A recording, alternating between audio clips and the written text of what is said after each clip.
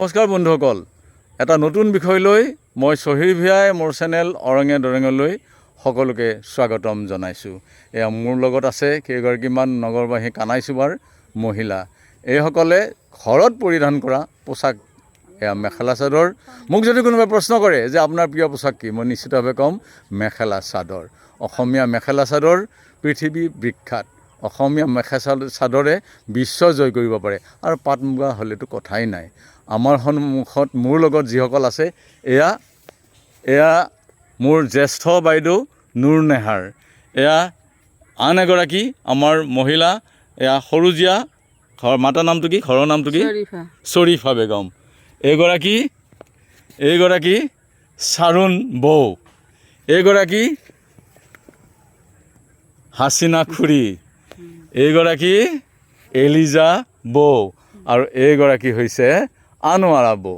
এওঁলোকে ঘৰত পৰিধান কৰা এয়া মেখেলা চাদৰ অতি সুন্দৰ। তেওঁলোকে অতি ধুনীয়াকৈ উৰণিখন লয়। এই উৰণি, এই আচল হৈছে অতি সুন্দৰ সৰগীয় এয়া পোছাক। আমি এই চাদৰৰ আচলত ধৰি আমি ডাঙৰ দীঘল হৈছোঁ হওক। কিন্তু আজিকালি মানুহে, বহু মহিলাই, বহু নতুন বোৱাৰীয়ে এই পোছাকৰ ফালে পিঠি দি তেওঁলোকে অন্য উৰণা বা অন্য বিজতৰীয়া পোছাক পৰিধান কৰিবলৈ লৈছে, যাৰ দ্বাৰা তেওঁলোকৰ পৰিচয় বিভ্ৰাট ঘটিছে, পৰিচয় সংকটে দেখা দিছে।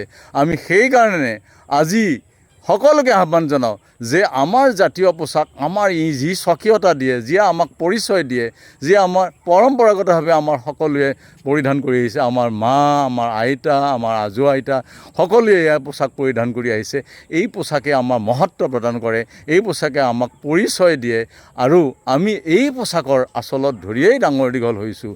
গতিকে সকলোকে আমি পুনৰ আহ্বান জনাম যে এই পোছাকৰ যাতে আদৰ কৰে, এই পোছাক যাতে কোনেও পৰিত্যাগ নকৰে।